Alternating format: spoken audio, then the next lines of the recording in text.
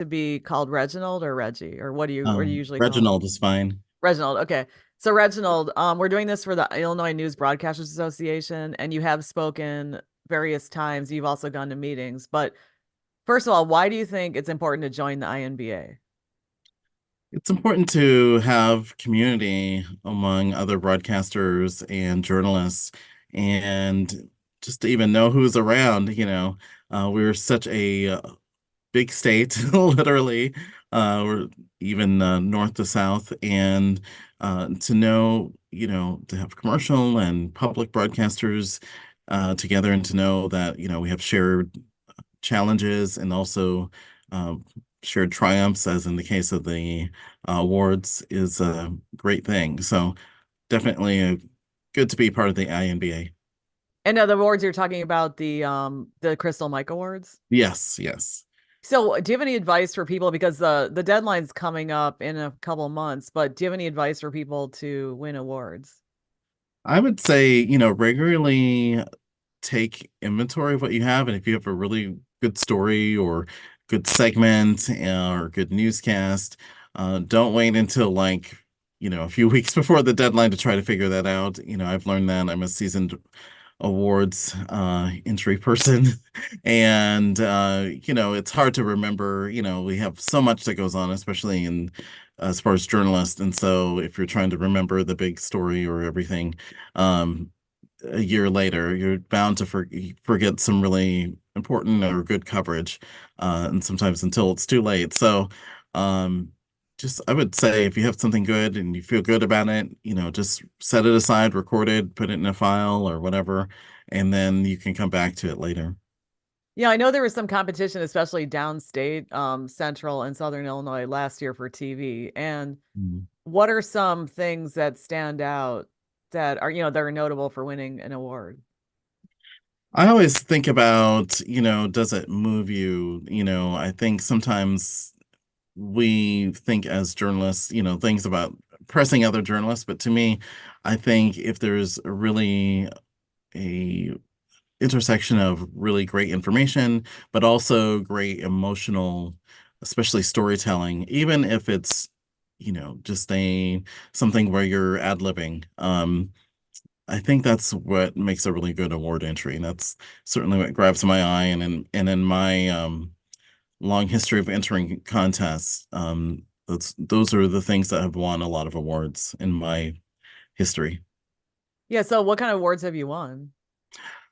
Well, we have since I've been here at Illinois Public Media, we won a national award from NETA, the National Educator Telecommunications Association. I think I got that right. But anyway, it was a profile on one of our classical music hosts, who's now retired. But he in the 1970s started a program called Classically Black, which I think airs on a lot of classical stations, focused on Black classical composers and artists. Just telling the story about how he grew up in Indiana and listened to gospel music, didn't even know that there were Black classical music composers and artists, and how then, he's really brought a lot of attention to them through his work through the years. So that's one award. And then from our student newsroom last year, they won an award about. So in Illinois, there is a requirement that there will be menstrual products in public schools. And here in Champaign Unit 4, they found out that there are none, and for either they're not being stocked, and they're supposed to be for free for students, and they're not being stocked or not being maintained. And so one of our very superstar students went and found some middle school young women to talk about that and their parents, and then also asked the school district about why. And I think it was just really, there's a lot of interest, especially in younger people, about period poverty. And so just to help to address that. Um, and so, we've also won a Crystal Mike Award for breaking news for coverage of the derecho. And so we have a meteorologist who we contract with and provides daily forecasts, but also when he storm chases and there's severe weather, we allow him to come on our air and let us know and help really track it because here in Central Illinois, we're almost the only radio news now that people have sometimes. And yes, there's, the emergency alert warnings from the National Weather Service, but this is actual, ad-libbing and saying, looking at the radar, and it's a real value to have a meteorologist doing that and saying what they're seeing. And so that was the case with the derecho last June. And Andrew Pritchard is his name, and he was already in Farmer City, which is northwest of Champaign, Urbana, seeing major damage and describing that, and then also tracking these 70, 80, 90-mile-an-hour winds that were eventually pushed through Champaign, Urbana, and did damage at the airport and tons of tree damage. And actually, we actually had power outages for up to a week later in some areas. So all of that, just very proud of our team. And in my past life, I was in commercial television in Dallas and Denver, and I have 7 regional Emmys for specials that I produced. Some involving weathers, others involving immigrants, and one involving men who had been incarcerated, but for wrongly incarcerated and were exonerated, and what was happening with them once they got out of prison for crimes they didn't commit after 10, 15, 16 years in some cases, where really the world had changed, and also that they were taken to prison at the prime of their lives. How did this happen, and how do they go forward? And so those are some of the awards I've been a part of. Yeah. So what did you do when you were in those other markets? Were you a producer or what were you? I was a producer, and actually that's why I got into journalism. Was very interested as a child, and saw the visibility of reporting, and I've done some reporting, but really focused on being a television news producer, and really liked the idea of having some say about the what goes into a newscast and producing it and having some say over the kinds of stories we do, and especially as a person of color, um that was very rare back then, so even in the 1990s. So anyway, being a producer in Rochester, New York, and Denver, Colorado, and then um, in Dallas, Texas, where I was at the NBC station and moved from being, I think I produced every newscast, time period, 6 a.m., weekends, 4 p.m., 5 p.m., and then moved into being an executive producer and also producing the specials because I love um, there's the daily news and the spot news, which is important, but having news that really resonates with the community and having stories and specials is really something. And also, you get to just really perfect it, when you're racing to put on a newscast that's, it was nothing 8 hours before. You just don't get to do all the checks and balances, especially in a TV newscast, newsroom. So, having a special that you can really dig in and tell stories and have great photography and take time with, that's what I loved doing. And that's where I produced a lot of specials about a lot of different communities and like I said, even severe weather and everything, which is interesting because you get to talk about the science behind the weather. Yeah. Did you find that stressful because of the deadlines and because you said sometimes you don't have time to check everything? I think it is, when I got into public media, it's interesting because it's more like newspapers, there's editors and, there's really a lot of, uh, checks and balances along the way. And what we never had in television news is really, I mean, like literally sometimes you're just once over and um but you've got to do that for like 10 other reporters who are in your, especially in a large market like Dallas, Fort Worth. Um, and so you hope you get it right, you hope you get the names right, and you hope, it makes sense, and you hope the video matches, but it really depends on how fast you're moving, and sometimes things can really slip through the cracks, um, and most times, I think we all make mistakes, and most times it didn't, um, but you just always wish you just had just one more minute or one more thing, or I'd be writing something and some two people would call me, or or you learn that you have to shift your reporter and it just breaks your train of thought.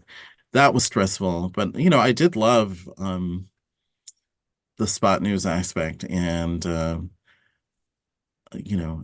can't tell you how many times I was there for tornado outbreaks or different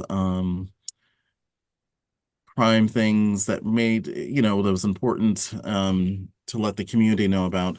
Was there when the last space shuttle kind of broke up over Texas, and I was there on 9/11. So, there were times that we were really doing a public service and letting people know. And that's, I think, what TV news does the best with breaking news. Yeah. But, on the mundane, everyday newscast, you're just racing to get it on, keep your head above water. And after a while, that becomes a little tiring. Yeah, you mean just the trying to keep the head above water, or which becomes tiring. Just trying to, get it get it done, you and produce a product that, has some sort of quality, um make all the checks and balances on the scripts, and making sure you're everything's written well, and when I'm rushing or whatever, I was kind of a producer that drove anchors crazy because I would forget words, Oh, okay. because I'm just thinking, and I look at it, but your eye is just like, I'm thinking this is one of 30 things I'm doing in this minute. And and so it would just and fortunately you had very good anchors who can cover for it, and hopefully they have a second to edit the story. But after a while you're just like, I just need to slow down, and I just want to do something where we just take a moment and really think about what we're putting on. And that's really a lot of why I shifted to public media. As well as in public media, we talk to everybody. And one thing that I became wary of in commercial television is that you're really doing news for an audience that the sales department is selling to. And Ooh. so it's people with a lot of money and big homes, and you're not covering certain ages or ethnicities because they may have a lower socioeconomic, unless something's terrible, in their communities, and which they always complain about. But You mean the communities complain about? yeah, yeah. I You mean, I mean like can't the tell you how crime, many right? times Black and brown communities to this day say, please say something positive or do a story that's positive. We see it all the time, and commercial TV news just isn't set up for that. It's not their ecosystem. And so they'll make you do Black History Month, but that's 1 month out of the year, Mm. so that became frustrating. And like I said, I got into the business to help affect the stories that we're doing and to put some truth on them. And so public media is for everybody, and we talk to everybody regardless if um, they're in a small town with a few Nielsen meters, or a big city. And we also tell stories for 4 minutes sometimes, or we tell stories for 2.5 minutes, or and so anything north of 90 seconds in television was thought unfathomable, unless you were part of a special elite unit of investigative reporting, which is fewer and fewer. So I love that in public media we get to tell stories, and give all the context, give all the perspective, and take our time in putting it together. Okay, so what you're saying about, well, first of all, I'm in a I'm in a bigger market, so there are more variety. But yeah, there are a lot of crime stories, and then you think, okay, like so for instance in Chicago, you think, oh, the whole South Side is this big shooting gallery, which is not true, of course, but people outside think that, or the West Side or whatever. But the thing is that what you're talking about though is sort of confirming what people suspect is that in certain markets they're going to cover certain stories because of ratings or whatever. I mean, now is that your opinion or is it something that was confirmed or I would say that it wasn't necessary for ratings. I think it was easy.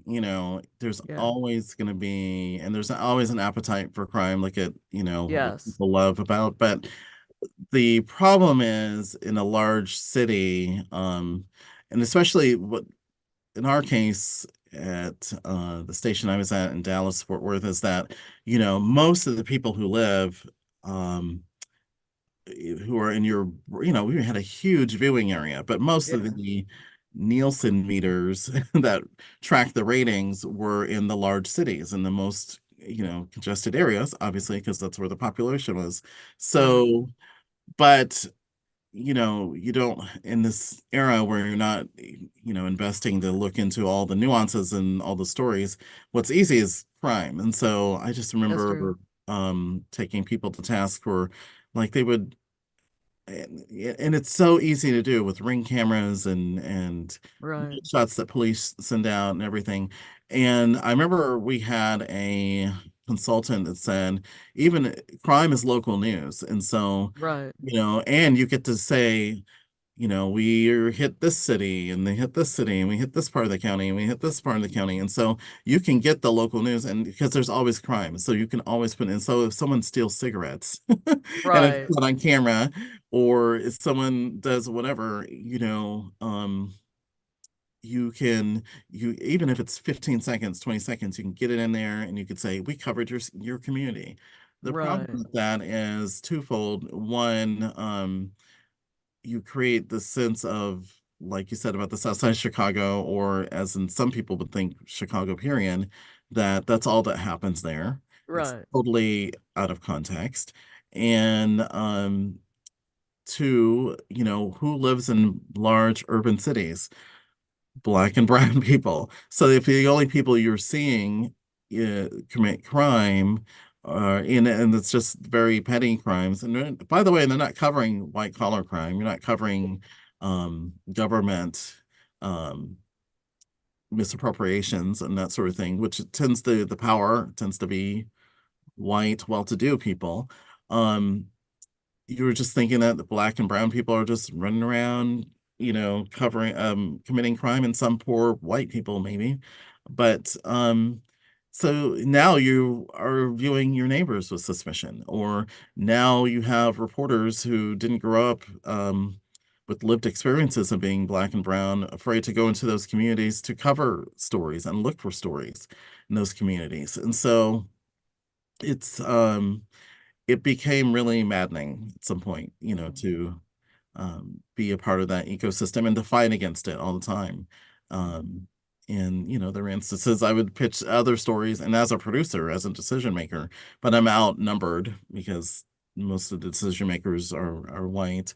Um, and they would question, well, does that really happen? Or um, or sometimes I would get even pushback. I had a manager who said, well, you need to think more like a general audience. And the general audience is, white and female and over $75,000, of which I, at that time, was neither, and of any of those things. And so even they're like, we appreciate you being here as a diverse person, but we really need you to think otherwise. And so, Mhm. um, after 20 some years of doing that, started looking for something else to do. But back to your point, I don't know if it's about rating so much, but as much as it's local and you get to feel that you're like doing local news when you're just saying put every crime in the newscast. Yeah, and also, I mean, I do know, I mean, I can't say the details, but I do know from certain stats that somebody shared with me that crime does well. So like if they post stories about like feel good stories, but then if they post crime stories, the crime stories do well, even though everybody complains about there being too much. But yeah, I do agree that the perception becomes very negative. And especially in a city, there's so many different kinds of people. Hmm. or it even in metro. I mean, I'm assuming Dallas is not. I'm assuming Dallas is pretty diverse, especially if you're covering this huge area. And it's, it is extremely diverse. But like other cities and places in America, we live in a very segregated society. So, you may have wealthy white suburbs, and, you do have middle class and some wealthy people of color who live in there, but it's and then very little. And then you may have middle class neighborhoods, that are Black or Latino and Asian. Um, and then you have people who, because of socioeconomic systems, are really in Black and brown communities are in neighborhoods that they really can't move out of. And people always say, why don't they just move? They just socioeconomics and other reasons they can't move, but they're concentrated, they're in concentrated poor areas with lack of resources, and they can't move. And so there is higher amounts of crime there, but that's not all that goes on, because a lot of them, they're families. There are people Yeah. who are doing great things just to make it. But those stories aren't interesting, And I remember even the station I was at, they didn't like covering, um, they would always cover the high school football, and especially the suburban. And in Dallas, Fort Worth, you have to understand they're like stadiums that are as nicer than some college stadiums. So that we were always covering the suburbs, but there was a reluctance, and they couldn't say it out loud, to cover the Dallas school district. Why? Because it was mostly Latino and mostly Black, and Wait, was that the reason they get, or what? I mean, is that your perception of it, or did you surmise, or what? What was? How'd you know that? you knew that because whenever you pitch a story, or a reporter would pitch a story, Okay. it was like, we just don't, that's a Hispanic. Okay, that's a Telemundo story, even though, Whoa. most people don't, people are bilingual and speak English, Or or some people like there are some people who are, one ethnicity and they only speak English because they're like fourth generation or something. right, or that's not a hard enough story. That's not a lead story, Um, And so it was like, don't cover the schools. And I remember the schools would give us a lot of, as well, and schools all over the country will say this, media doesn't pay attention to us unless there's sadly a school shooting or some kind of crime, or some teacher has done something inappropriate with a student. All of legitimate news stories, but there are also incredible things, or there might be budgets or whatever that need to be covered, and we just wouldn't touch it because, but of course, we're going to want that higher dollar, more relatable to some people, um, story about the stadium that they're selling sushi at, football stadium in the suburbs. And Because so of their perceived audience. it's a perceived audience. And, I think journalists, we do live, some of us kind of more cherished lives. We do get to travel more. We get access to power more. How many of us can call the mayor and ask them for an interview and get it right in there? Um, most of the people who are working class don't have those opportunities, and so.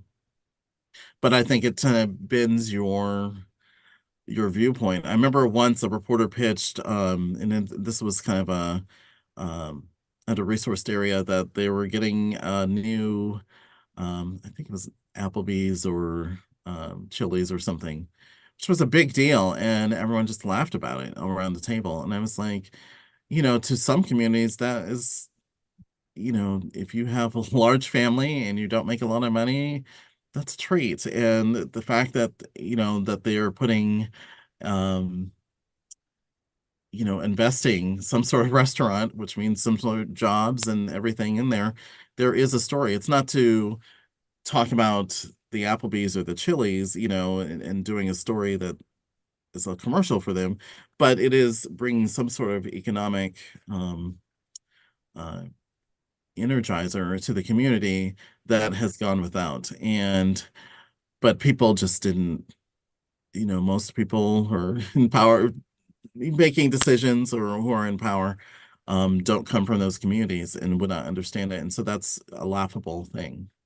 Yeah, and it's not just like coming from the communities, but it's also they're not hanging out there because I mean, I think about there are certain really okay, like I went to this restaurant the other day. Let's just say it wasn't in the nicest area, okay? Let's just it's in the area where a lot of crime is reported. Okay, of course nothing happened because crime is not 24/7.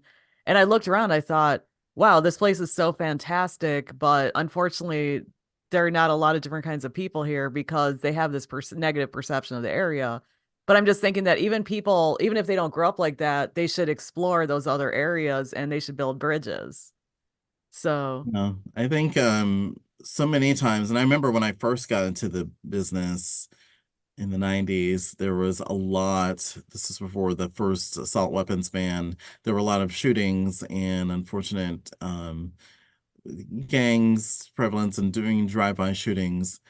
But I notice all the time, and we do want safety. I'm all about of safety, course. but anytime a white reporter, not anytime, but a lot of times when white reporters were asked to go, and I was an assignment editor, my first role out of college, to cover something in a black or brown community, even in the middle of the day or of a festival, they were like, well, I kind of feel unsafe. I don't really want to do that, and of course it would be an easy out, and so as a person who has lived experiences as a person of color, I know that sometimes just taking up space is Mhm. um, offensive to some people. So, Mhm. um, and I felt like that, I felt like, well, we're not asking you to go and, It's not it's like 2 a.m. At a crime scene or something. right on a Saturday morning, yeah, or something, Yeah. and even then, at least at a crime scene, there are other officers there or whatever. But, Yeah. you're just going to cover. I'll never forget there was a reporter in Denver and they were covering, I think, I think 16th of September or Cinco de Mayo, but it was in the Latino community. And they were like, I feel like I'm in a third world nation. And I was like, that is so inappropriate and so um, problematic because how are you're going in there with your prejudices and biases, of which we all have, but to indict a whole culture and not see the richness and how and be able to cover it from such a um, really problematic viewpoint is a problem. And I'm sure your story is not going to be as good as other people who are more open-minded. Yeah. Yeah, okay, you talk about your lived experience. Can you share some things that you were talking about, taking up space.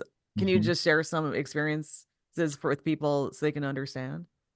I think, let me see. Well, I will tell you from the time I was in grade school to um, I think it's the first time it really kind of started changing is at 2020 and our kind of racial reckoning in America. Although I think it's kind of an inflection point because things are going back. But I will say, as a black journalist, because that's first what they see. I'm also half Asian. I'm also gay.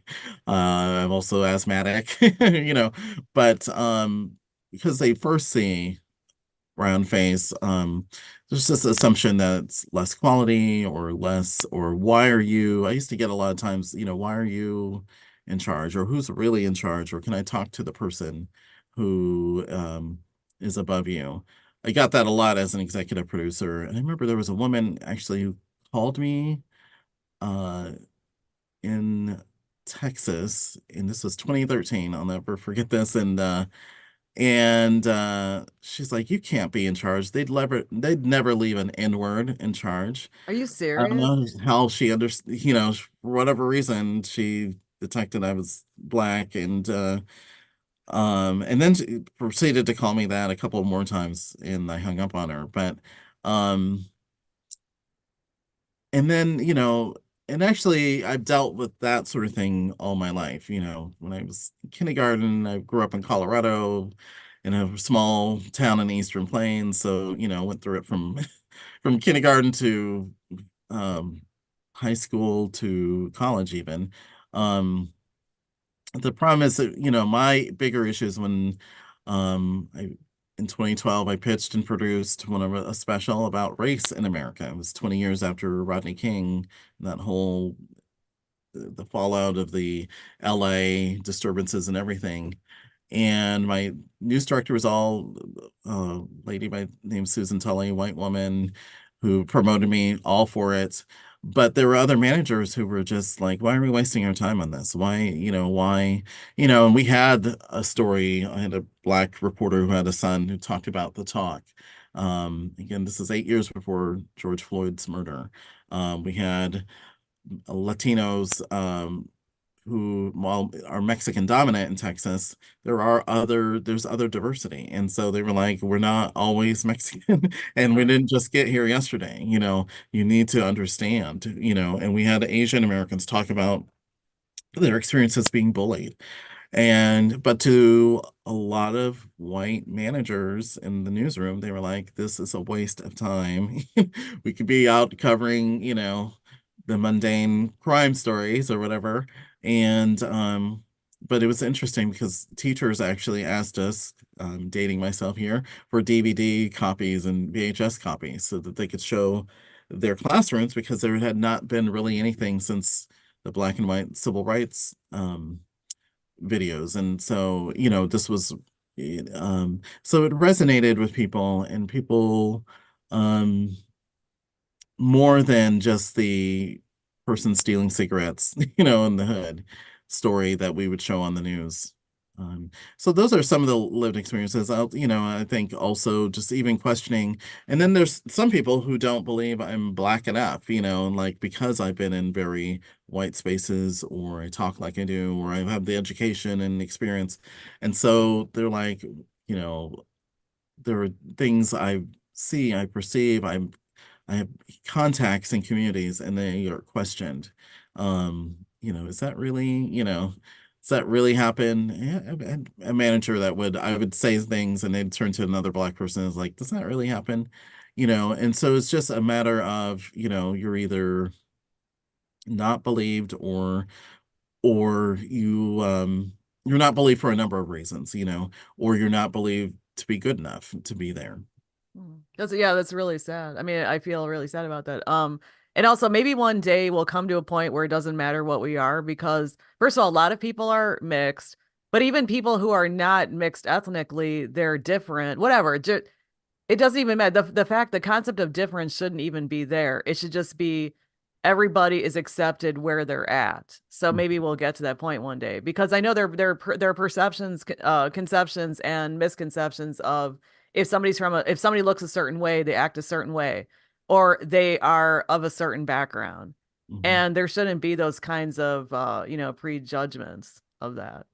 Yeah, I mean, this is America. Will always be kind of a mixed place, I think. Yeah. What I hope in media, and the public media issues, because public media has its issues too. You think of voices on public radio and who's allowed to have voices, and that women are consistently um criticized. And I've heard it, and I'll tell you, when I was at Michigan State University, I had a classical host tell me to take a woman off the air because she was too shrill. I don't even know what that means. Mhm. And that same person also criticized our Latino All Things Considered host for saying his name wrong. And I was like, it's his name. He can say it Right. the way he's supposed to. Right. Uh, but uh, we know that public media has had a culture of just um, mostly white, privileged donors, and so they kind of guide, they'll do a little bit of diversity here. I heard there was a time that um, a certain host on All Things Considered banned hip hop from that because they just think it was not for public radio. And the fact is that it is so ingrained to American society. How can you not have hip hop, to me? So and then voices again, all types of women, all types of ethnicities. Um, I remember when I first came into public radio, there was a talk that there were editors at NPR that you'd be in Mexico doing stories with Spanish in there, and they would make them take it out because, that's not our audience doesn't want to hear that.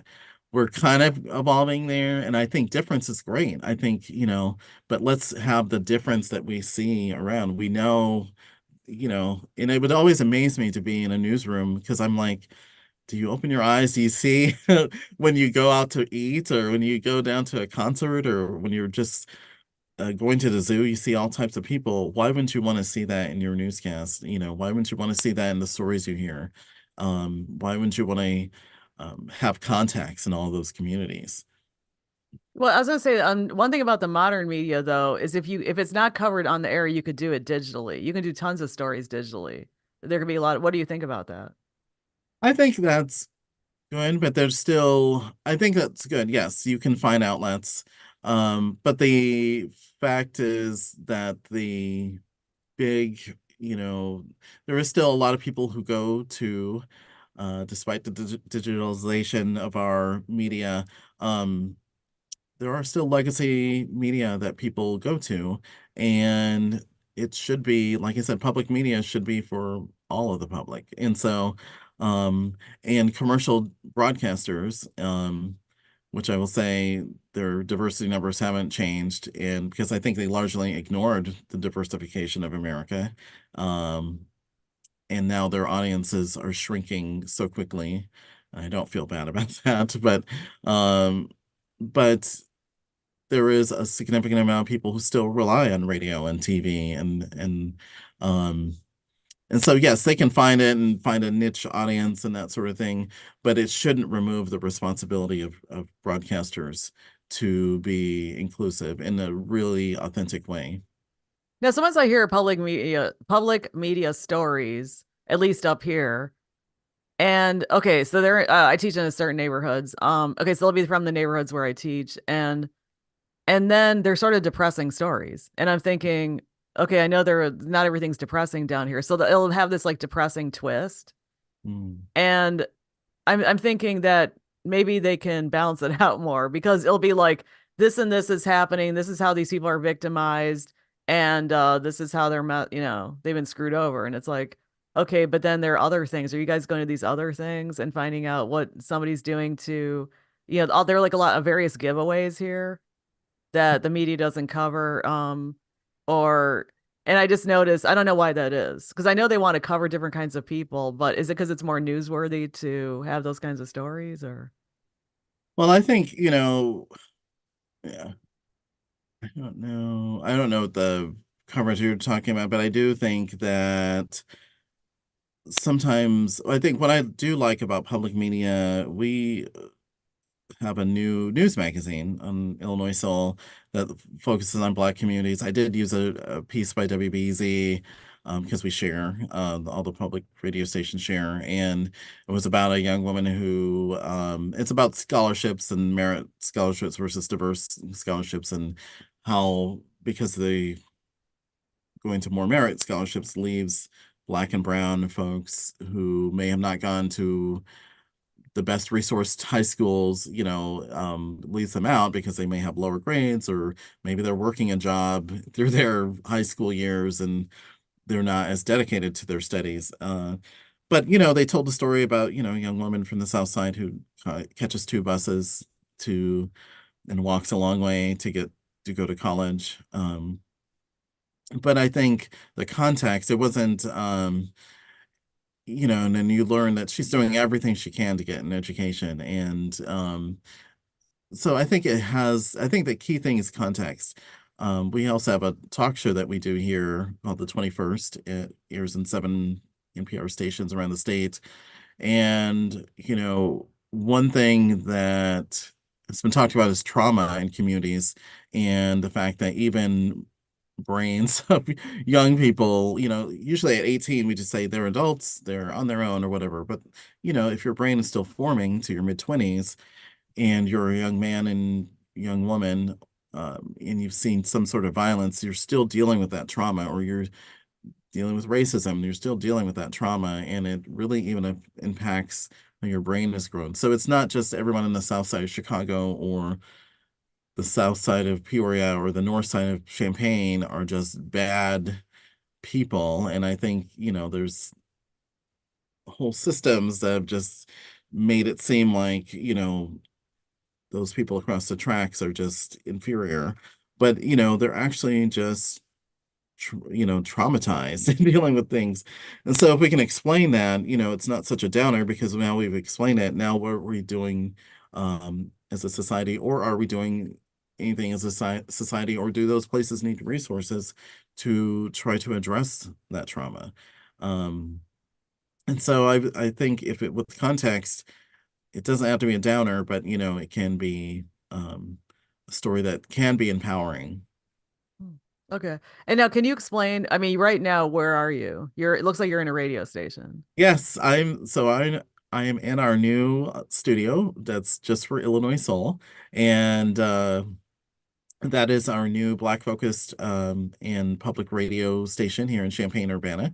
And I am in the console where we can host and do interviews. And right now we have the local public affairs show that's once a week, but our long-term goal is to have many, many shows that talk about different aspects. We have music shows, entertainment shows, and that go along with the music. So, and during the day, if you're in the Illinois Champaign area, Champaign-Urbana area, if you turn on to FM 101.1, it's on the translator.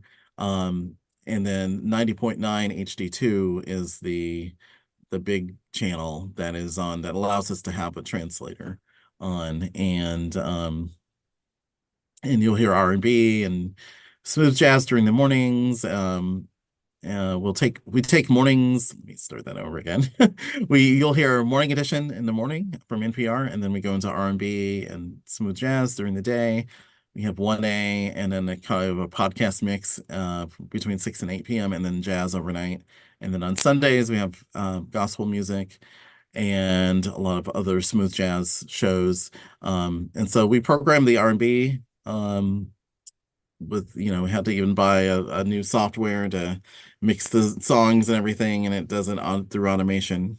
And then there are a lot of programs either offered by NPR that are Black hosted or Black focused, and then also there's the African American Public Radio Consortium, and they just have a ton of music shows that are distributed. And so our gospel shows from there, some smooth jazz shows are from there, and it's very interesting because I know for public media or public radio, NPR or classical music, um, people who are like, listen to that forever and ever and ever. This is a very different sound, and that was something that we had to talk about.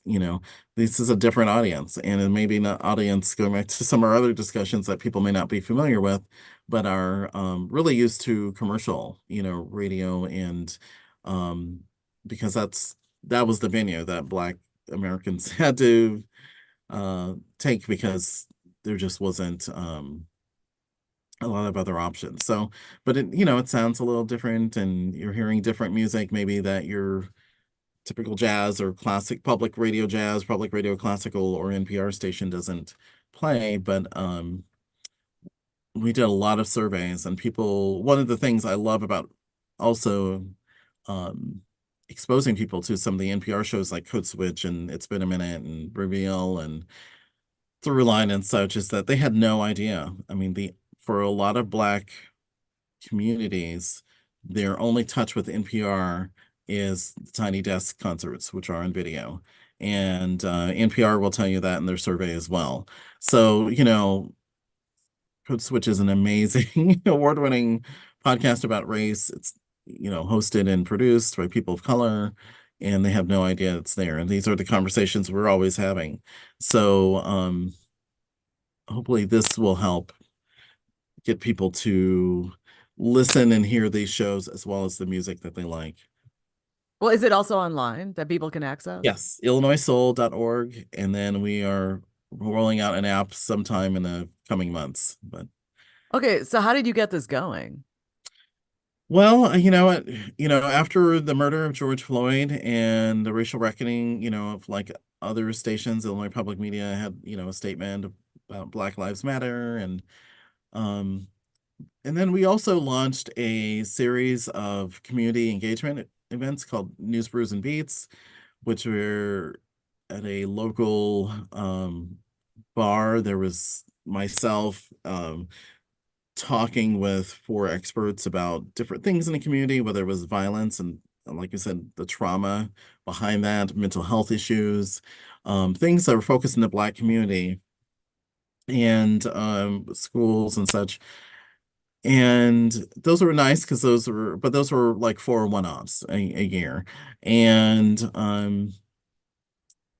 we were trying to figure out, and the other thing is that in this market, unlike Chicago has every kind of format, but in this market, there was no um, Black people either at the university and even in town would say, yeah, you go up and down the radio dial. I don't hear myself. There is one commercial hip hop station, but that probably caters to very, very young people, but no one over 35. Um, yeah, while I love hip hop and today's modern hip hop, there's nothing for hip hop is 50 years old and R&B is even older. So just hearing that, and there was no jazz station here. So there was a format need. There was people didn't have a venue to talk to each other. And although we had our news brews and beats, again, it was a four specials. People just were like, we want a station that, that we really can call our own and really engage. And so that's where the idea came from. And so I have the news background and then associate director of corporate support, Joe Clements, who's a townie who grew up here, but also worked at B103 in Chicago and has worked at Black Radio and also worked in newspapers.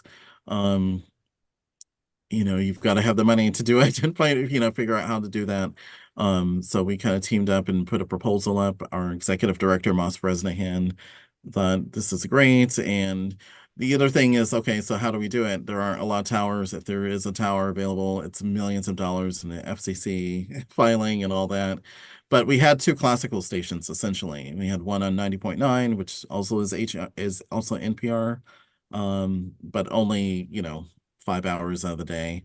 And then we had a C24 stream on 101.1 on our in 90.9 HD2. And he's like, let's do that because the 101.1 hits all the Black neighborhoods.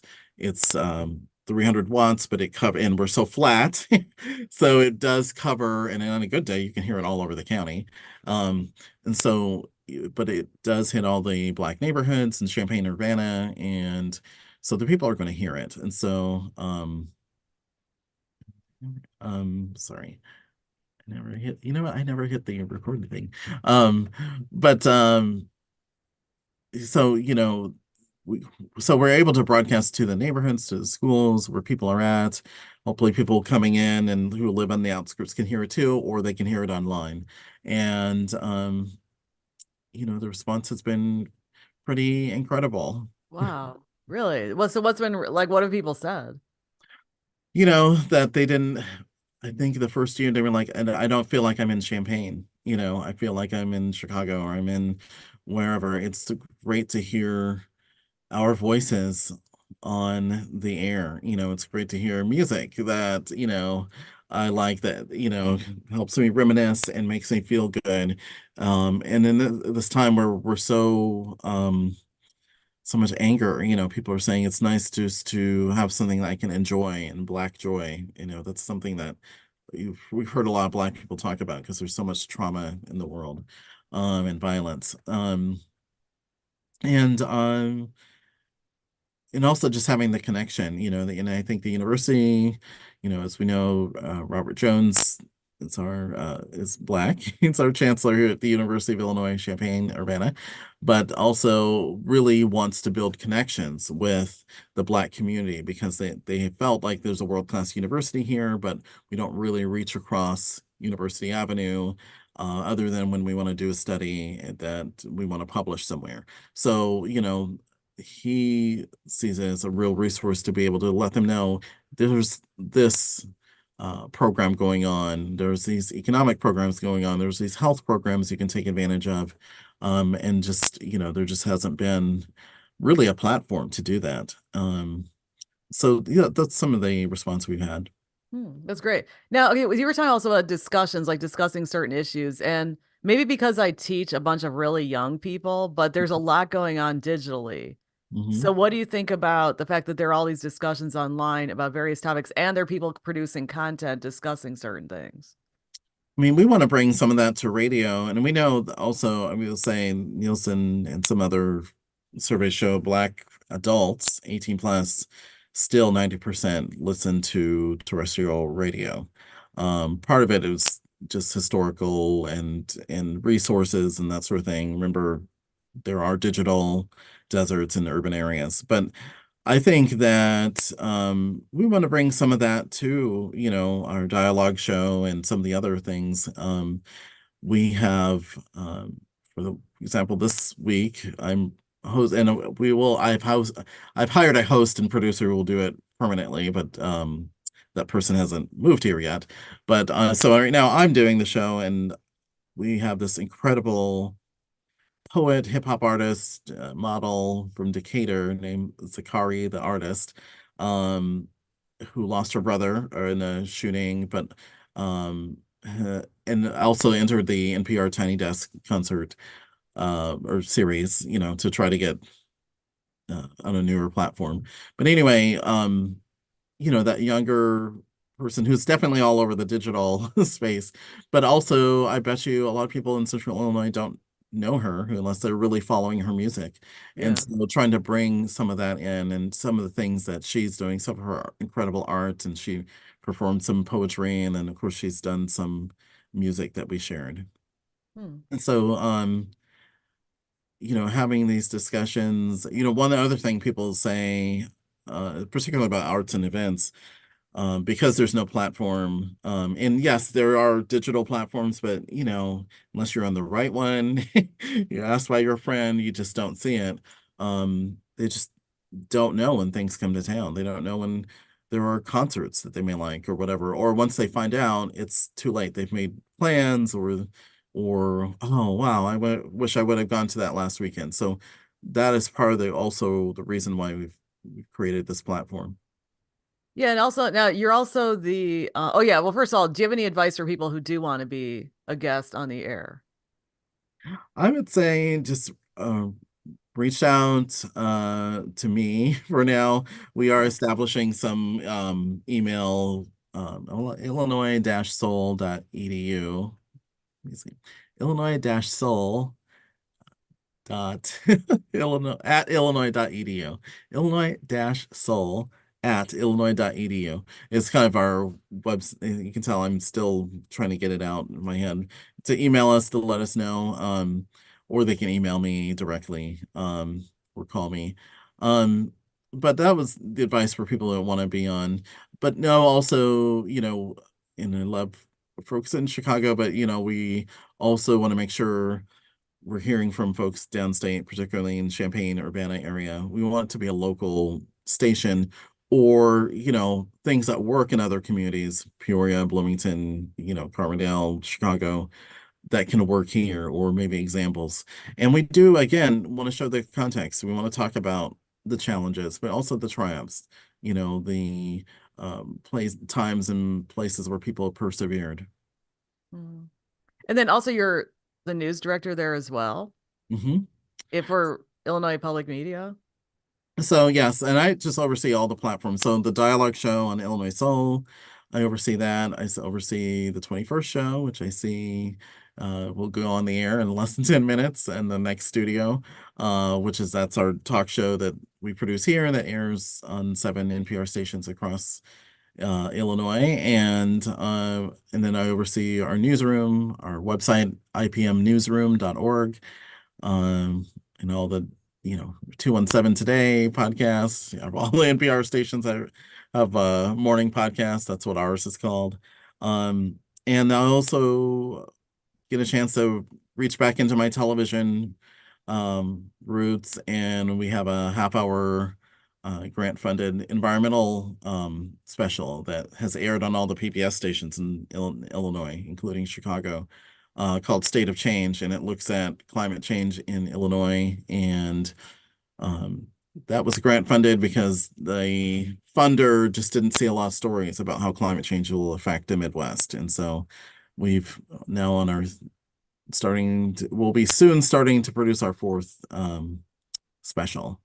And I reached back into my TV roots for that. And so yes, I have a lot a lot on my plate and just added a little bit more with Illinois Soul, but I think it's really um it's been wonderful. It's wonderful to know that you're always reaching people and there's someone on the other side. A lot of times we put things out and we just don't know, but and you're having an impact when people are sending you story ideas and engaging with you and sometimes even being critical and saying, why, or asking you, why did you do this or that? Wait, so it sounds like you're really busy. I mean, you seem very laid back, but are you how many hours a week do you work?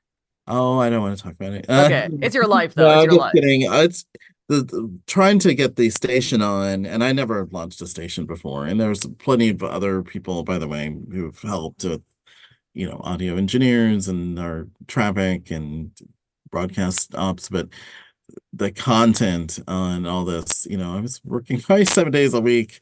I just took a week off last week. So, um, and I think once the host for the dialogue show gets here, it'll be great because I'm being able to pull back and do a lot less and really focus on, um, and it's enough being at a university licensing. You also are working with a lot of budgetary things and things that are just outside of news. So, put in a lot of hours. Yeah, I think well, also sometimes when you're doing something that's very, so affects society in a certain way, sometimes it requires more work because you're sort of like digging a new tree, planting a new Right. tree, I should say, digging for a new tree. And I call it a passion project. I mean, we did launch this without any, I want to say as cheaply as we could, but we didn't have, we certainly, because there's a process with the university of you've got to hire full-time people. We're now going to hire a manager because we had some attrition and someone retired and we can change that position. But for those of us at university licensees, we're very familiar that, you have to be very careful and you can't just add a budget line and a person. So getting the software done, getting the studio redone, getting some of the marketing we've had to do, but the primary full-time people working on it, it's been extra work. And then for me, it's a passion project, so I didn't mind doing it, but I always did it with I can't just shoulder the burden. I think that's also a big part of what we have to do, and we wanted to be very intentional. This wasn't just going to be on the backs of Black people at Illinois Public Media. There's not enough of us. There's more coming, and but it has to be a shared thing, just like the classical station, just like the PBS side, just like the NPR side. Hmm. And so, um, it is now viewed as just one of our main streams or main platforms, just like the other things we produce here. And so, because if it's just, on one or two, three people's, it's just too much. It's just too much, especially a 24-hour station. Well, yeah, no, I remember at a previous INBA meeting, somebody said, why not just, if there are complaints about being tied to a university and the requirements, why don't the other public media stations in Illinois just spin away from the support of the university? Do you think that's possible to do that? Not at your school necessarily, but in general?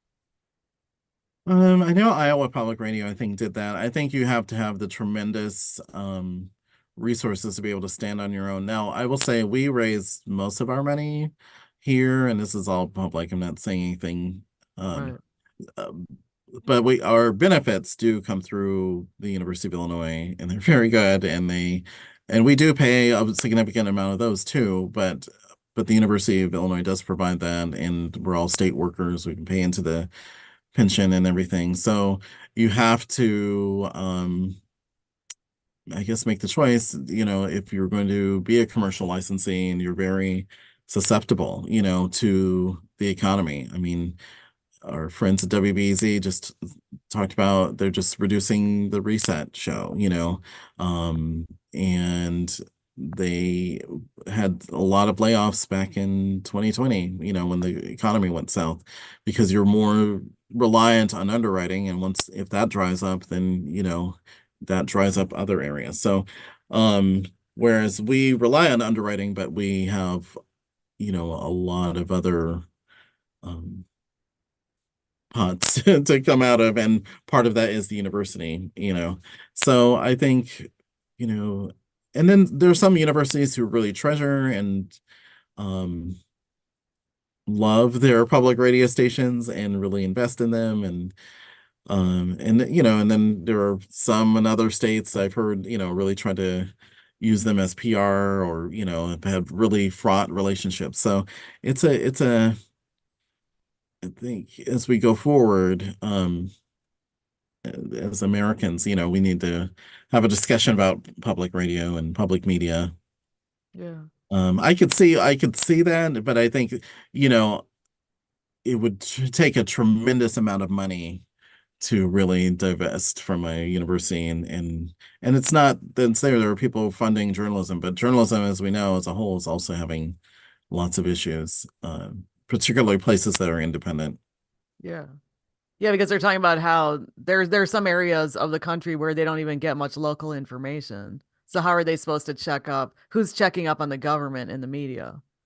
Yeah, and I think Champaign-Urbana is one of those. I mean, the newspaper has News Gazette, I mean, and they also own the local uh, commercial news outlet for radio. I don't believe they have any journalists on their radio anymore. I think they're all supposed to report somehow with the newspaper. There's some sort of agreement there, but even the newspaper isn't.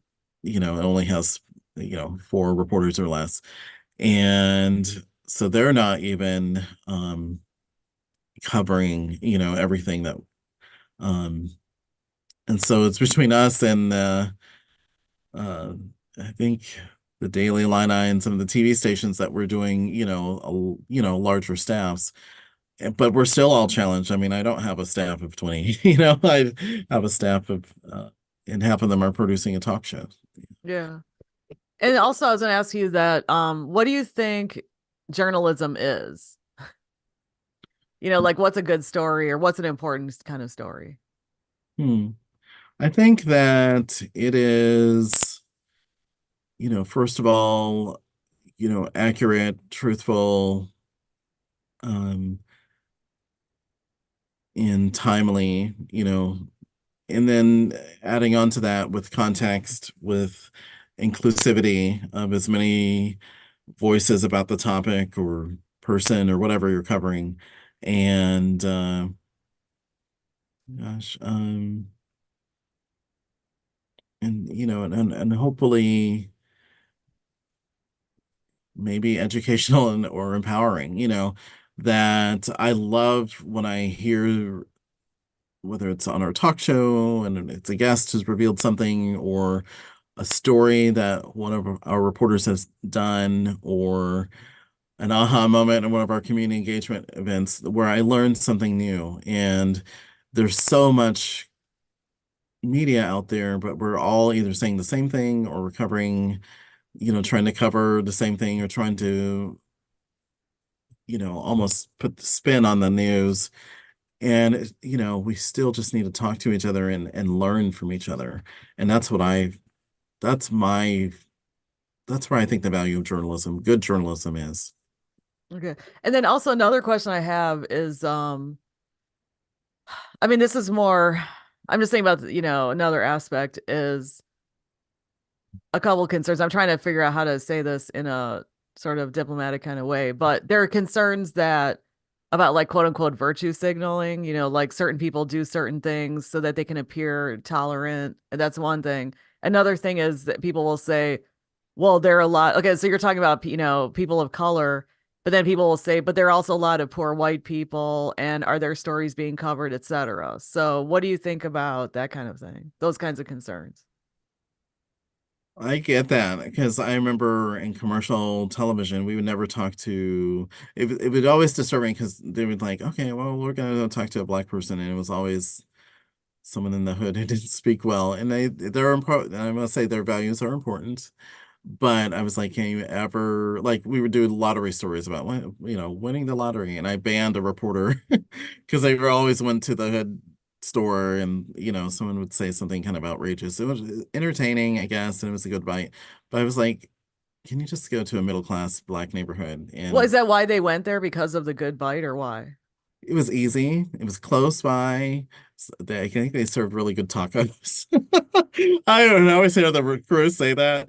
And it was an independent, gas station or whatever. But I was like, can we just go to a different place? Well, and they got a bite from a black woman with her daughter there. And she's like, oh, I just pay off the education and she would go to school. I say all that to say it would always strike me that we would rarely talk to white poor people. If you said, let's go to I don't know what the proper term is, so please forgive me, but a trailer, community or mobile home park. We'd go there, of course, in weather if it flooded, but just to get their opinion. And I do think that's part of the reason why um people feel disempowered, and maybe they feel, because their voices aren't being heard and they're not being considered. And so they are getting it from other places. But what I will say about if people push back and say, and we have had some pushback from some people and said, well, why are you focusing on 15% of the audience? Or why are you doing this service for them or whatever? And I anticipate that. I know I'm in America. I know I'm in Central Illinois. But the fact is that there were two classical stations and lots of other kind of formats, and there was absolutely nothing for the Black community. And in the Latino community, there's a ghost station that does Spanish music that I think is more uh, Mexican formatted or focused on, but we have lots of diversity. It's small pockets, just like Chicago, here of Central Americans and Puerto Ricans and other what's being done for them. So there's these communities, who just don't have anything. I think if you're, um, you know, have lower socioeconomic and you're white, there is still a music choices for you. There's multiple music choices and things that you can relate to. There's multiple media, but there was absolutely nothing for the Black community here. And I'm always thinking about that. Our county is 10% Asian. What are we going to do for that community? How are we involving a big discussion I'm having with people is classical music, which is big on public radio stations. Just like hip hop is in our Black DNA, cultural DNA, and I say this as a half Asian person, classical music is in the cultural DNA of many Asian communities. How are we involving them? And as the fastest growing minority group in America, and our survival depends on it. If we're not including them, well, we can just turn off the classical station in about 10 years because all the donors and everything that we've always, at some point they move on or they just go all to streaming or whatever. But you should always be trying to get the next audience. That's my opinion. Yeah. And what kind of advice do you have for people who want to get into the business? Hmm. I would say that read everything you can, ask as many questions. When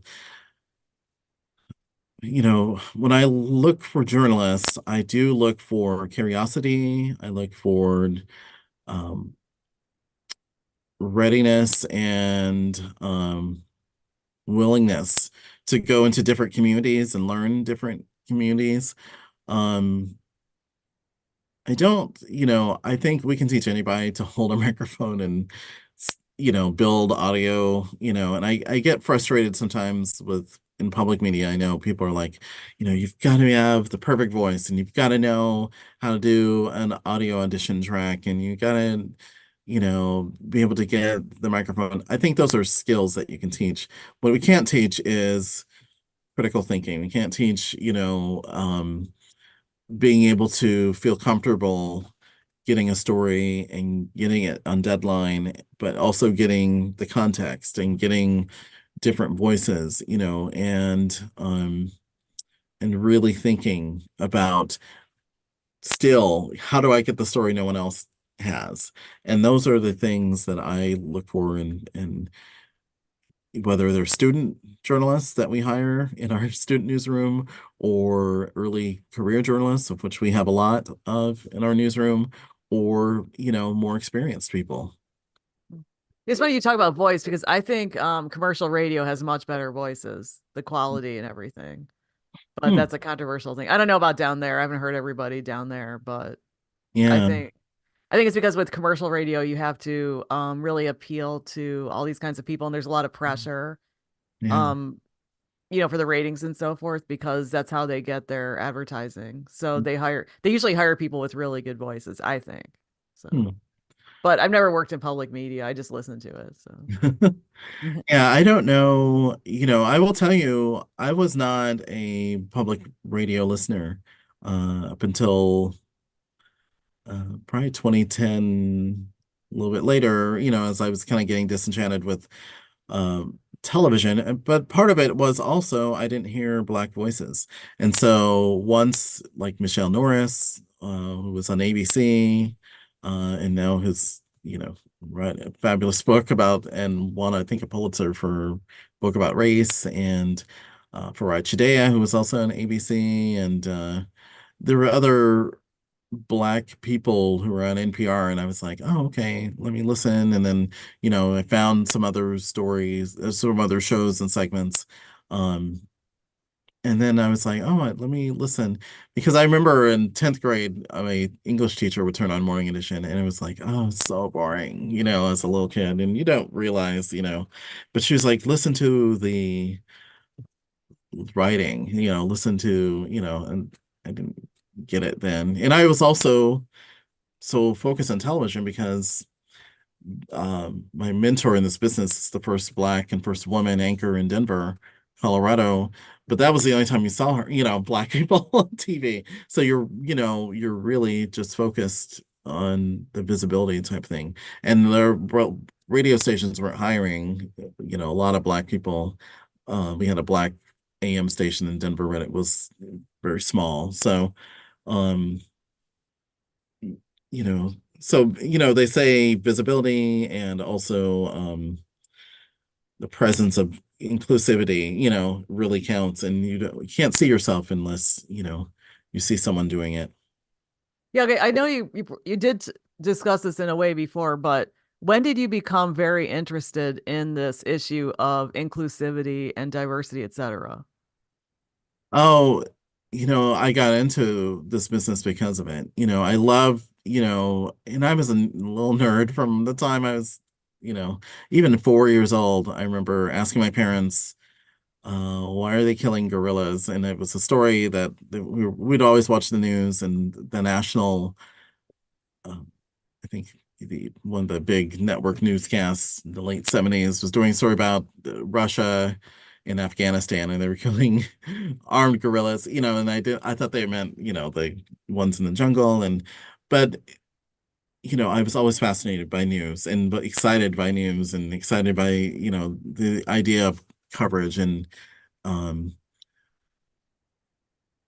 and I love the technology, but the other part of it, and maybe the larger part of it, is being able to represent and also fight for truthful coverage of communities that I'm a part of that I didn't see reflected. Black, Asian, LGBTQ, asthmatics, people who grew up in Colorado, and really fight for the truth because I just didn't see them represented. I didn't see, and that also is what pushed me towards well, a couple reasons from reporting to producing. One, I love climate control, being indoors. Two, but also, just being able to, put in a newscast and decide what we're running with and what stories were done, that I could have a voice in that. And one of my other mentors is a white guy who's a news director, told me in the 90s, if you become a producer and, go to a small market, and then you'll be able to just write your ticket, as a producer, and if that's what you want to do. Because there's just few people who want to be making decisions. And, a lot of it, again, goes back to visibility. When I got out of school in 1994, there's this lady in Chicago at a talk show named Oprah Winfrey, and a lot of black women saw that and said, I want to have a talk show, and ESPN was in its heyday, and a lot of black men wanted to do ESPN. Um, and or go into local news so that they could go to ESPN, or they could aspire to become a talk show host. Um, but not a lot of people wanted to be a producer and be in the thick of things. So that's what put me on that path. Yeah, because now I know there are a lot of jobs in TV producing, but there's no money because they keep complaining that we're not getting many people. And then people in this market, the market I'm in, they don't get people with a lot of experience. And I keep saying, pay more. Because if people are going to college, they've got debt and everything. So why don't you just pay them an adult salary and then more people will go into producing, TV producing? I think that's another of the reasons, there is so, commercial television is for, like I said, the news is for communities you're selling to, because you're producing a product that eventually shareholders are going to want to benefit from. And so you have to keep the salaries low in that case. And even on-air people don't make what they made. The the ratings that TV stations get are maybe a tenth of what they did 10, certainly 20 or 30 years ago. And so even the on-air salaries are not that good. And for young people, and it was interesting when I talked to young people here at the University of Illinois, I would say 10% want to be in television news, kind of like, when I got out of school. But most, and I ask how many of you watch the local news, maybe one hand goes up, even if they're from Chicagoland. But I say, who's heard a podcast? Who's listened to NPR? All their hands go up. Mm. And so we're actually having a renaissance in radio. Yeah. But I would also say that it's not relevant to people who are under 25, under 30. They just don't watch the idea. Like, I remember being a nerd, and I would even, when I go on vacation, I'd want to tape and watch other newscasts and compare it or whatever. Wow, that's We can nerdy. do Yeah. that right now online. I can watch any newscast in the country, online. Don't need to do that.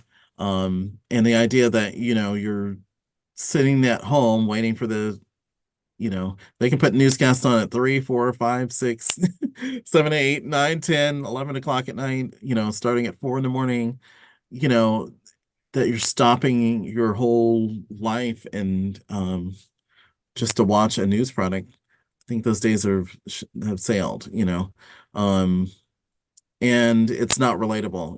And I remember before I left television news, we had producers who, I mean, it was kind of like a factory job. You'd just produce it, but they didn't, their friends weren't watching. It wasn't relatable. It was just like, yeah, I just do this thing. And it's kind of fun, it's still kind of fun. You're building the graphics, but then also as producers, you have to build the graphics, and you have to, not only you're stacking the show, you're telling the anchors and the reporters what to do, but you have to build the graphics. You have to cut the video sometimes. You have to, or at least move it into the rundown. And then you have to, and it's such a mechanical uh, Mhm. thing. And so I think, and then you're taking the heat from the news director. Yeah. And then you have immense pressure to grow ratings at a time when television is ratings are tiny, the local TV news are tiny. Who in the world wants to do that when, and it was interesting because at the University of Illinois, I think they had a survey that the average person um, who leaves school here, either in business or engineering, is at least 63 median salary, 63,000 median salary. Um, I I will tell you, it's probably mid-20s still in Yeah. small market commercial TV. Maybe it's 30. Mm. It just doesn't pay. It's horrible hours. It's usually thankless too. It's extremely thankless Highly and role scrutinized. that is not relatable. And, I've heard there were stations this past summer who had to cancel newscasts. Um, and it used to be like even the place like Chicago, you wanted someone of 5 to 10 years experience. Now they're coming here, and I have friends who are in commercial television. They're like, "You have anybody? You have anybody who's Right. graduated that we can get?" And they're just, I can tell you, there's seniors that I see on local television here. They're not even waiting for them to graduate. Right. Um, and I don't know what else. Where do you go next? Do you go to the high Right. school? Journalists, high school, but then, they haven't really developed journalism. They haven't developed critical thinking. They haven't developed how to write a story or pursue a story past a press release. And that is what we're losing. Yeah. Now, another question I have is let's say, so you mentioned all these different groups, like ethnicities. Let's say somebody is not from that particular ethnicity, but they want to get involved in media. So for instance, the current station that you're at right now, let's say somebody's not from that kind of background. Mhm. I mean, do you think that people could still get involved if they really care about the culture and they've been to those areas and so forth? Oh, definitely. I mean, we just hosted and hiring a Black and immigrant communities reporter. First of all, we can't legally say, Right. we're only looking for a Black person. The important thing was, are they um, the stories? And again, that was the things that we were asking, what stories are you interested in? How are you interested in covering them? Do you have ways to get the stories? There are people who, you know, um, when I was in Texas, I'm not Latino. Of a lot of things, I'm not Latino, but I actually was the producer for different programming that really focused on Latino communities. And I knew how to find people. I knew I had a lot of relationships with people. And then, my whole thing was to help find and help grow someone that could step into the role and really authentically talk about it. But and authentically be the producer for that role. So there are people who may not have the lived experience, um but they may have studied, and it's interesting here at the University of Illinois. I know one of the music technology professors who teaches about hip hop, and most of his students are white, as is jazz. It Yeah. is where we are as a society that we are so intersectional. But I think you can tell someone who's covered the Black community or has interest in covering the Black community because they understand. If they don't understand the effects of redlining, if they don't understand um, why there are still implications and trauma from um, slavery, if they don't understand, different aspects of culture or whatever, that's going to bear out. And so, and that we're not a monolith, and that you have conservative and middle of the road and Black people and religious. We just had a big thing with PBS with their new gospel series. And if you're not understanding the Black community and Black spirituality and why gospel music is so important. So that's the person that, we looked for. Yeah, because I've talked to people who they're there for concealed carry. Okay, they're not white people. I mean, there's a big variety of people out there. that should be covered because and they're not necessarily liberal, they're not necessarily conservative, or they're apolitical, or they are conservative or whatever, or they support Trump. I mean, whatever. So I think it's just interesting to, cover all those kinds of people. Yes. Yeah. Yeah, we've But done that on our 21st show. We talked to black gun owners. Um, and they have it's interesting. One of the questions we ask them is about what happens if you get stopped, and with your gun permit, and how do you think about that? Because that is as real as some of the reasons why they're also carrying guns. yeah, it's true. So anything else you'd like to share that you want people to know within anything you've covered or anything that you've experienced, or because you've obviously shared a lot of personal things as well. I think that, one thing, because I know a lot of times, especially on INBA, people ask about, how do we get more diversity? Or I have a position, how do I get people? And, and do I just advertise at NABJ? And I think you have to go the extra mile, just like you would for other communities. And same with Illinois Soul, we have to talk and try to get donors and listeners, just like we're striving to do with our NPR side and our PBS side and our classical side. And that may mean that you may have to have some tough conversations or some questions answered and maybe learning, and really diving in and learning and listening.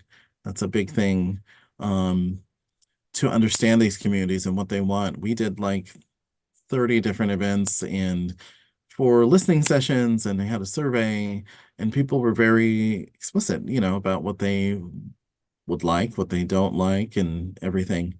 Um, and then when it comes to hiring in your newsroom, you have to really think about, will this person feel safe here? And earlier in the conversation, I talked about, having managers who thought racial stuff was a waste of time or would question if I really knew what I was talking about, um, or even had listeners and viewers who question, why are you there? And if you're not offering support to them, if you're just like, well, um, we all get criticism from viewers, just, move on, or if you're not catching yourself and you're, dismissing someone's lived experience, um, and you may not even be aware of it. That's what implicit bias is all about. But, find someone who can tell you, or take a program or something, or take some sort of thing, because that may be the thing that's keeping a diverse hire from coming to you. When I came to Illinois Public Media, and they all know this, I talked about it. It's a nice, big, wonderful picture of all the staff, but it was like 90% white. And I'm used to those spaces. I've operated in those spaces. I grew up in Colorado, and I've been in commercial media. But I was like, is there anybody, And one of the things now, we have an About Us page, and we changed it to um doing, one picture of each person, staff or whatever, so that you can see there are brown people. So you can see that there are people with last names that are in Spanish or Asian languages or whatever, surnames that are different, and that you can see that there's diversity, because you couldn't see it in this big group of people. And I was like, that will help you with it helps people know, okay, I can be safe there. There's people like me there. You can't see it in a big group. And it was well intentioned, and I get it. But you have to think about it in those ways. I remember I was at PMGA, and someone asked me, it was like, how come, I can't get these black kids, journalists? I have these great scholarships or fellowships down south. And no, they won't take it, and they pay really well, and will even offer their housing. And I was like, have you thought about safety? If you're in a small area and you're very unfamiliar with the South, not all black people uh, have the lived experience of being from the South or living there, although there are HBCUs and people have grown up in that. But But not all people who are from Los Angeles or New York or Midwest may feel comfortable there. And they are thinking about whether they can get home, whether they can go out and um, just have a bite to eat and not get harassed or something. They may be going through that. And if you haven't checked that, you're not going to get people to come there. You can pay them whatever. But we're all looking for safety. And especially in this time when we're just really targeted, especially doxxed online and everything. Mhm. Wait, I just want to say something else. That it's not always about just that if you look like other people, because myself and some other people, we work in situations and we've also gone to school in situations where we're not part of the majority. We're actually part of the minority. Mm. And the bottom line is that's why I was talking to somebody else. One of the speakers at the INBA walked up to him. I said, okay, this is my experience, blah, blah, blah. But sometimes it's not that the people look like you, it's that if the people accept you. Because I think about current work situations and they accept me. They don't care that I'm not like them. Because I've been in situations where people look like me and I've been shunned and hated. And I'm thinking that's when I realized it's not about necessarily how people look. If they have the same skin color, it's how they treat you because they can be really horrible. So I'm sure other people have that experience too. Yeah. I mean, I'm not, yeah, there's no, I'm very kind of introverted and that doesn't help that, I feel sometimes especially being, although I'm not probably to some visibly Asian, it depends on some Right. communities I am, but um, some people or they don't like the gay thing or they don't like, or maybe they don't even like that I'm in the media and they don't trust the media because they've felt demonized. There are people that will distance themselves, even if they're polite, or again, they'll take down the credibility or whatever. Um, yeah. Well, okay, I know I told you this offline or when I met you, but Asia changed my life. Okay, so I know you didn't live in Asia, but I always tell people it totally changed my life. I mean, I Yeah. lived there after college. I never saw the world the same again. So, and I grew up with like basically black and white people. And then I went to Asia and like, whoa, this is a whole other thing going on. So, but okay, so anything else? Nope, I think that's it. I think I have to get going soon, but yes, Okay. thank you for this opportunity. Yeah, thanks. And I'm going to stop this. I don't know how. Let's see. And